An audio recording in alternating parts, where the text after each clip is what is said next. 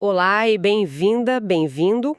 Hoje a gente vai mergulhar numa questão que, para muita gente, é a base de tudo. O texto da Bíblia que temos em mãos hoje, ele é realmente fiel ao que foi escrito, sei lá, há milhares de anos? Olha, essa é uma pergunta gigantesca, né? E a resposta não é nada simples. Envolve arqueologia, linguística. É quase um trabalho de detetive que atravessa séculos. Exatamente. E para guiar essa nossa investigação, a gente tem aqui trechos de uma Bíblia de estudo. A ideia é detalhar a confiabilidade dos manuscritos, tanto do Antigo quanto do Novo Testamento. Nossa missão é entender como esses textos sobreviveram e como os especialistas reconstroem o que foi escrito lá no início. E o ponto de partida já é um desafio, porque a gente não tem os documentos originais, os famosos autógrafos. Ninguém tem, assim, o pergaminho que o apóstolo Paulo ditou, sabe? O que a gente tem são milhares de cópias. De cópias de cópias. Ok, então já começamos com esse problema. Se tudo que temos são cópias, como que a gente pode ter certeza de que elas são precisas? É por aí que a nossa análise começa. E vamos iniciar pelo Antigo Testamento, que tem uma história de transmissão ainda mais longa. E que história, né? A tradição judaica, por exemplo, atribui o Pentateuco, os primeiros 5 livros, a Moisés. Se a gente parar para pensar, estamos falando de textos transmitidos por mais de 3.000 anos.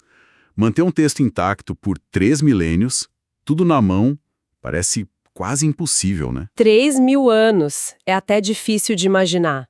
Mas a fonte destaca que, desde o comecinho, a palavra escrita tinha um status sagrado, né? Temos um exemplo das Tábuas dos 10 Mandamentos, guardadas na Arca da Aliança, ou o Livro da Lei, e tinha aquela ordem explícita em Deuteronômio: não acrescentem nem tirem nada. Exato. Essa reverência foi a chave da preservação, e os responsáveis por isso eram os escribas. Primeiro os sacerdotes, mas depois surgiu um grupo super especializado, os soperim. O Talmud babilônico até faz um trocadilho interessante. Diz que eles eram chamados de soperim porque a palavra também pode significar contadores. E eles literalmente contavam todas as letras da Torá. Peraí, contavam as letras? Nossa, isso é um nível de detalhe. Absurdo, né? Imagina a pressão. Eu já reclamo para revisar um e-mail de 3 parágrafos. Eles contavam letras em rolos inteiros. Isso mostra que não era só um trabalho, era um ato de devoção. Eu sempre tive a imagem de que esses rolos velhos, quando se desgastavam, sei lá, eram jogados fora. Mas a fonte diz algo completamente diferente. Sim, e isso revela muito sobre a mentalidade da época. Um rolo desgastado não era lixo. Por conter o nome sagrado de Deus, ele era sagrado em si.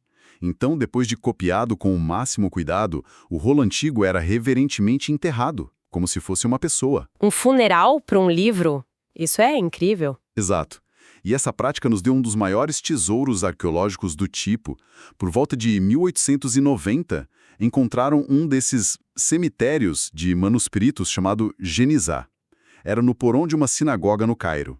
Centenas de milhares de fragmentos que ficaram lá intocados por quase 1000 anos. Uma verdadeira janela para o passado. Mas espera aí. As fontes também mencionam que os escribas às vezes atualizavam o texto. Isso não vai contra a ideia de uma cópia perfeita? Essa é uma tensão fascinante. O objetivo principal era preservar, mas também garantir que o texto continuasse compreensível. Uma atualização óbvia foi a própria escrita. Por volta de 350 a.C., eles trocaram o alfabeto paleo-hebraico, que era mais antigo, pelo assírio, que é esse hebraico quadrado que a gente vê hoje. Foi uma modernização para que as pessoas pudessem continuar lendo. Certo, uma atualização de fonte eu consigo entender. Mas a fonte dá um exemplo que me surpreendeu. Em Juízes 18:30, sobre uma correção de propósito mesmo. Assim, esse caso é um clássico. Mostra a psicologia dos escribas. O texto original provavelmente dizia que um sacerdote idólatra era descendente de Moisés. Para eles, isso era uma mancha na reputação do grande legislador. Inaceitável. O comportamento do cara parecia mais com o do rei Manassés, que foi super perverso. Então, o que eles fizeram? Inseriram uma única letrinha hebraica, um nun, suspensa acima da palavra. Assim, o nome podia ser lido como Manassés. Então eles de fato alteraram o texto? Propositadamente. Isso parece ir contra tudo que a gente falou sobre preservação. Parece, né? Mas a intenção deles não era corromper, e sim proteger a honra de uma figura central da fé. E eles fizeram isso de um jeito que um leitor atento pudesse perceber a alteração. Mas a grande pergunta ficou por séculos. Apesar desses ajustes, quão fiel era o texto? E a resposta veio com uma descoberta espetacular em 1947. Os manuscritos do Mar Morto. Exatamente. Até ali, os nossos manuscritos hebraicos mais antigos eram do ano 1000 da nossa era, o chamado texto massorético. Os manuscritos do Mar Morto datavam de até 250 a.C. De repente, a gente tinha textos 1000 anos mais velhos para comparar. E aí, qual foi o veredito? O texto medieval estava cheio de erros? Muito pelo contrário.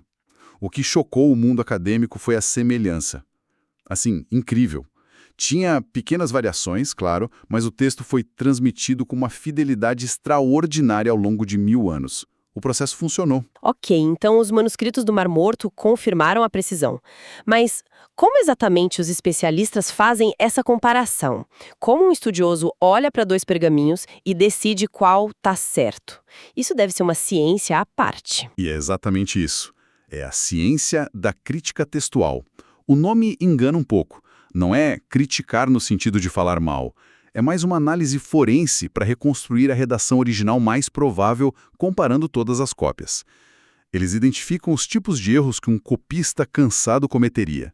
Confundir letras, pular uma linha, repetir uma palavra. Então, para a gente fechar esse capítulo do Antigo Testamento, o consenso é que o texto é confiável? Extremamente. As fontes indicam que as variantes que realmente importam, que mudam o sentido, afetam menos de 1% das palavras. E o mais importante, nenhuma dessas variantes muda um pilar da fé ou da doutrina. Certo. Então, o cenário para o Antigo Testamento é de uma preservação quase obsessiva, confirmada por uma descoberta arqueológica. E o Novo Testamento? A história é parecida ou é um desafio totalmente diferente? É um mundo completamente diferente. Se o problema do Antigo Testamento era a falta de manuscritos muito antigos, pelo menos até os manuscritos do Mar Morto, o problema do Novo Testamento é o oposto. A gente tem uma abundância de evidências que chega a ser, assim, excessiva. O que significa abundância em números? Os números são impressionantes. Mais de 5.700 manuscritos do Novo Testamento só em grego. Se a gente incluir as traduções antigas para latim, copta, siríaco, o número pula para uns 25 mil.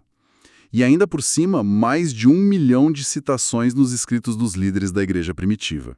Nossa! E como isso se compara a outros livros da antiguidade? A comparação é até desleal. Do historiador romano Tácito, a gente só tem 3 manuscritos. 3. De Heródoto, o pai da história, talvez uns 75. A distância de tempo também é brutal. Nossas cópias mais antigas do Novo Testamento são de 100, 150 anos depois dos originais. Para autores clássicos como Platão ou César, essa lacuna é de 500 a 1000 anos. Peraí, deixa eu ver se entendi. Se alguém duvida da confiabilidade do texto do Novo Testamento, com base no número de cópias e no tempo, essa pessoa deveria ter 1000 vezes mais dúvidas sobre tudo que a gente acha que sabe sobre Roma e Grécia Antiga. Exatamente esse o ponto.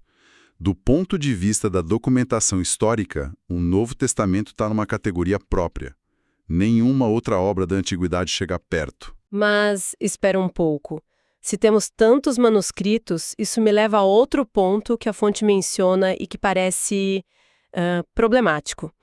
O Novo Testamento grego tem umas 138 mil palavras, mas entre todos esses manuscritos existem umas 400 mil variantes, ou seja, lugares onde eles são diferentes.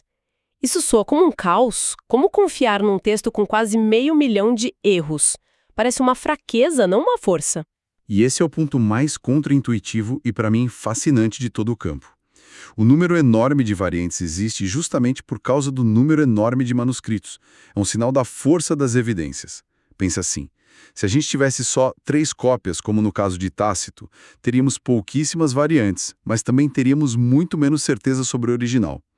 Ter 5.700 cópias permite cruzar as informações. É como ter 5.700 testemunhas.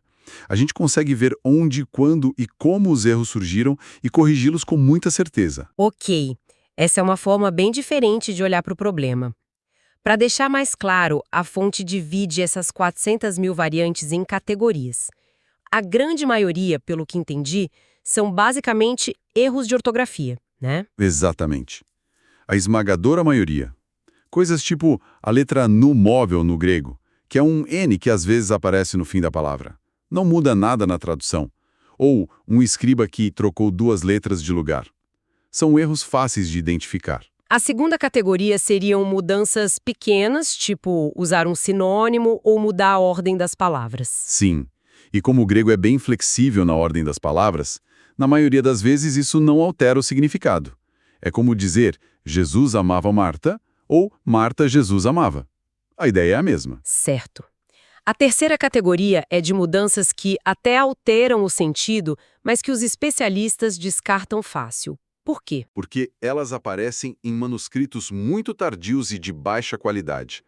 Imagina que você tem 1000 manuscritos dizendo uma coisa e um único manuscrito do século XV de um copista conhecido por ser descuidado que diz outra. É fácil saber qual é o erro. E isso nos leva à quarta e última categoria, que a fonte diz ser menos de 1% do total. As variantes que são, ao mesmo tempo, significativas e viáveis, ou seja, que poderiam ser a leitura original.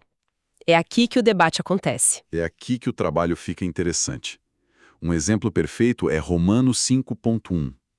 Alguns manuscritos muito bons dizem, tendo sido justificados, temos paz com Deus. Outros manuscritos, igualmente bons, dizem, tenhamos paz com Deus. No grego, a diferença é de uma única letra, echomen contra eschomen. É impressionante como uma letra pode mudar uma afirmação, de fato, para uma ordem, uma exortação. Exato. Uma leitura descreve nosso estado. A outra nos chama a viver essa realidade. É uma diferença real, no entanto, e este é o ponto-chave. Nenhuma das leituras contradiz a teologia ensinada no resto da Bíblia. Ambas as ideias são verdadeiras e aparecem em outros lugares. O debate é só sobre o que Paulo escreveu naquela frase. Falando em variantes, muita gente já deve ter visto nas Bíblias aquelas passagens que vêm entre colchetes com uma nota. As fontes mencionam as 2 mais famosas, o final de Marcos e a história da mulher adúltera em João. Sim, Marcos 16, 9, 20 e João 7, 53 a 8, 11. A crítica textual mostra que os manuscritos mais antigos e confiáveis não têm essas passagens. Além disso, o estilo de escrita é bem diferente do resto do livro. A maioria dos estudiosos acredita que foram histórias verdadeiras sobre Jesus que circulavam oralmente e que um escriba achou que seria bom inseri-las ali. E mesmo que essas passagens longas não sejam originais, a fonte argumenta que nada essencial se perde. Exato. A ressurreição, por exemplo, já foi estabelecida antes do final longo de Marcos. E o perdão, tema da história da mulher adúltera, é central em todo o Evangelho de João. Nenhuma doutrina fundamental depende desses trechos. Então, depois de tudo isso, o quadro que se forma é que, tanto para o Antigo quanto para o Novo Testamento, embora a gente não tenha os originais, a quantidade e a qualidade das evidências com a crítica textual nos dão uma confiança imensa no texto. Uma confiança muito alta. Os textos modernos que a gente lê refletem com enorme precisão o que foi escrito. E o ponto crucial é que nenhuma doutrina central da fé cristã, divindade de Cristo, ressurreição, salvação pela fé, é posta em dúvida por qualquer variante textual viável. As equipes de tradução modernas são super transparentes sobre isso. É por isso que temos as notas de rodapé. Sabe, essa análise toda me deixa com um pensamento. O processo de transmissão que a gente descreveu é incrivelmente humano.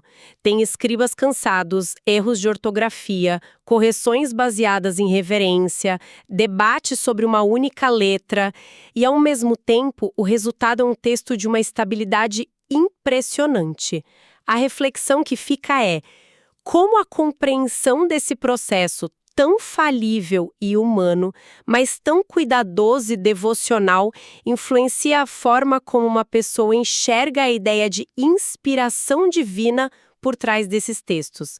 Não é uma questão de certo ou errado, mas de como a história humana e a fé se entrelaçam em cada página.